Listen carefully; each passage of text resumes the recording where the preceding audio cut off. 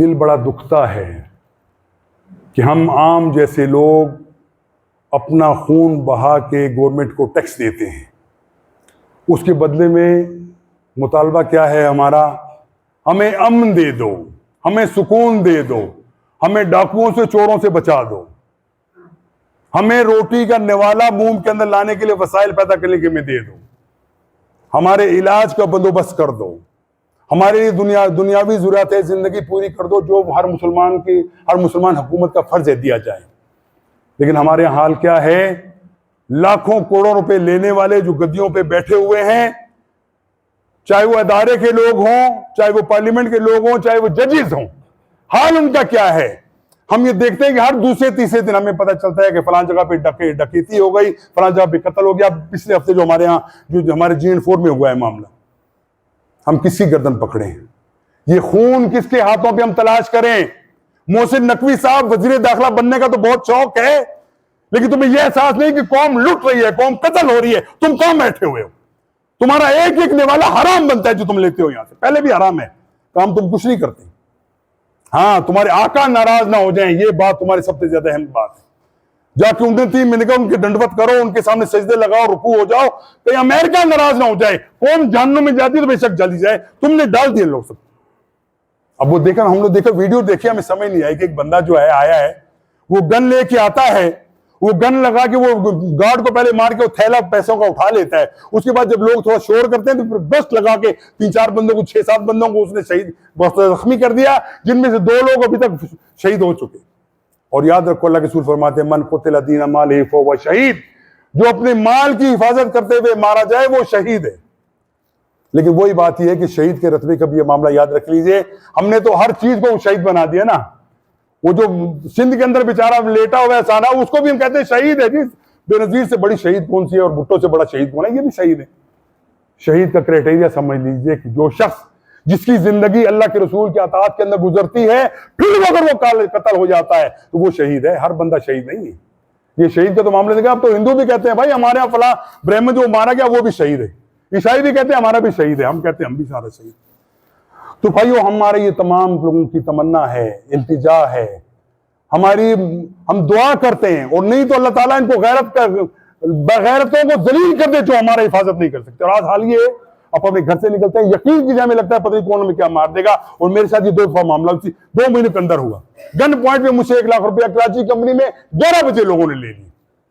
اب یا تو میں مر جاتا 1 لاکھ روپے کے لیے، وہ مجھے شوٹ کر دیتا، یا میں نے کہا بھائی یہ لے یا تو لے جا، تیرا کام ہو جائے، مجھے تو مارنا نہیں، بس یہ بات۔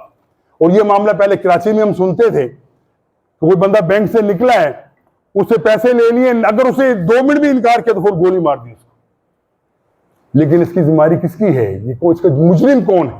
وہ یقیناً ہے، یقیناً حکومت کے اندر ملوث ہے، کہ یقیناً جو ہے اسے وسائل وہ کر دیے، محدود کر دیے۔ ایک شریف آدمی اپنے بچوں کو پیٹ پالنے کی کوئی جسات نہیں رکھتا، قوت نہیں رکھتا، لوگ پھر قتل و غارت کریں گے نہیں کریں گے؟ ہمارے یہاں ایسا ہوا معاملہ، ہمارے یہاں ٹوٹیاں لگی ہوتی ہیں، 500 روپے کی ایک ٹوٹی ہوتی ہے، بندہ آتا ہے اکھاڑ کے اتار کے لے جاتا ہے۔ ایک دفعہ ہم نے ریڈ ہینڈ پکڑ لیا ایک بندے کو، اس نے ٹوٹیاں رکھی ہوئی تھی بیگ کے اندر، پکڑ لیا۔ میں کہا بھائی کیوں کیا تو نے یہ؟ تجھے اور کوئی جگہ نظر ہے؟ کہتا ہے کیا بات سنو میری بات مولوی صاحب، یہ اللہ کا گھر ہے، میرے بچے گھر میں بھوکے بیٹھے، میں اللہ کے گھر کی چوری نہ کروں، کس کی کروں؟ کی ہے میں نے چوری؟ اس کم بخت سے میں نے وہ لے کے اس کو میں 2-4 ہزار روپے بھی دیا۔ میں کہا بھائی آئندہ میری مسجد میں نہیں آنا، ہمارے یہاں کمیٹی بھی نہیں ہے، ہمارے چندے کا کوئی ایسا معاملہ نہیں ہے، ہم مجبور ہیں، نہیں کر سکتے، ہمارے یہاں نہیں آنا، کیا کریں، لوگ مجبور ہیں۔ اور یاد رکھو، حضرت عمر رضی اللہ تعالیٰ عنہ کا قول تھا، ان کا فتویٰ تھا کہ جب تک ہمارے ملک کے اندر وسائل حکومت پورے مہیا نہیں کر سکتی، کسی کے اوپر حدود جاری نہیں ہوگی۔ اگر قحط ہے، غربت ہے، افلاس ہے، ہاتھ چور کے نہیں کاٹے گے جب تک ہم اس کو وسائل پورے مہیا کر کے نہ دیں۔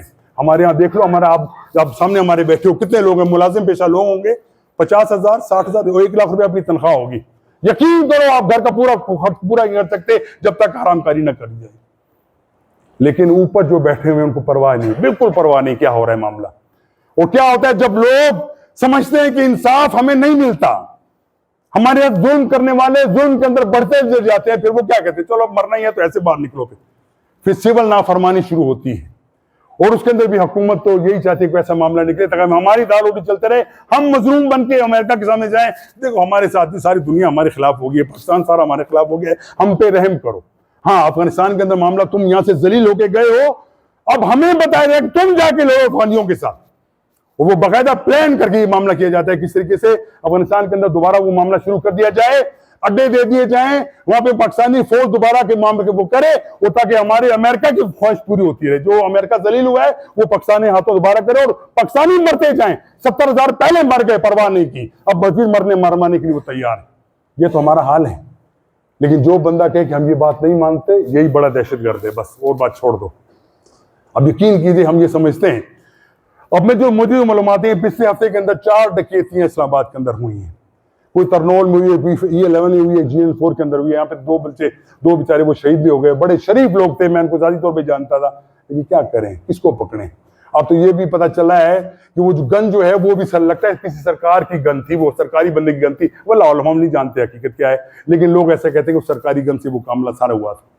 بھائیو، اگر ہمارے ملک کے اندر ہماری اولاد محفوظ نہیں، ہم محفوظ نہیں، اگر کسی کے بندے کے پاس اگر 2 ٹائم کھانے کو نہیں ہے، اس کے اوپر آپ مصیبت لا کے ڈال دیں، کہاں جائے گا وہ بتائیے؟ اس کے ذمہ دار کون ہے؟ شہباز شریف آپ ذمہ دار ہو کہ نہیں ہو؟ محسن نقوی آپ ذمہ دار ہو کہ نہیں ہو؟ ہمارے جسٹس بیٹھے وہ ذمہ دار ہیں کہ نہیں ہیں؟ ہمارے پارلیمنٹ میں بیٹھے لوگ ہیں کہ نہیں ہیں؟ ہمارے ادارے ہیں کہ نہیں؟ یقیناً سب ذمہ دار ہیں۔ ایک ایک کے نام یہ لکھا جا رہا ہے کہ تم نے لوگوں کے اوپر ظلم کیا، تم نے ظالموں کو چھوٹ دی، تم نے چوروں کو چھوٹ دی، نتیجہ کیا نکلے گا؟ اللہ تعالیٰ تم سے انتقام ایسا لے گا کہ جیسے تم نے کسی سے سوچا بھی نہ ہو۔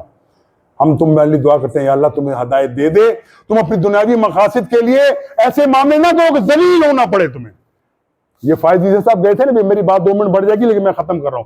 فائز عیسیٰ صاحب نے کیا پیغام بنایا تھا کہ بھئی ایک بندہ ہے، اس کی بیوی کے پاس اربوں روپے کی جائیداد ہے، کوئی اس کو کنٹروبلٹی نہیں کر سکتا، کوئی چیک نہیں کر سکتا اس کو۔ ججز کی بیویاں اگر وہ فیملی سمیت کہیں باہر جاتے ہیں، اس کے کسی لگیج کو کوئی بندہ چیک نہیں کر سکتا، اس کی بیوی کے اربوں روپے جائیداد ہے، کوئی نہیں پوچھ سکتا تم کہاں سے لے کے آئے۔ یہ قانون کس نے بنایا تھا؟ یہ فائز عیسیٰ صاحب نے۔ کل ان کی بیوی کہتی کہ مجھے ہمیں ذلیل کر دیا لوگوں نے، ہمیں کتا کہہ دیا، ہمیں لعنتی کر دیا، ہمارے کو ظلم ہو رہا ہے۔ ظلم ہے یہ، تم ہمارا خون چوس کے یہاں سے بھاگے ہو، اس سے پہلے تمام لوگ بھاگے یہاں پہ، کوئی بندہ بھی یہاں نہیں ٹکتا۔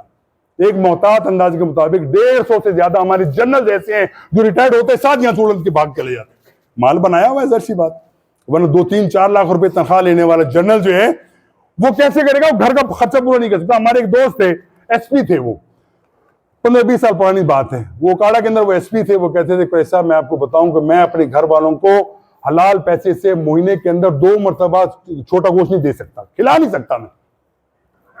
جو اس نے حلال پہ رہنا ہے نا، وہ حالات ایسے ہیں، وہ نہیں کر سکتا۔ اگر اس کے علاوہ دوسرے آپ دیکھ لیجیے، ہمارے ایسے ایسے لوگ بھی ایس پی ریٹائرڈ ہوتے ہیں، ہمارے وہ راؤ صاحب کا اندازہ لگا لو، اور بہت جائیداد بنائی انہوں نے۔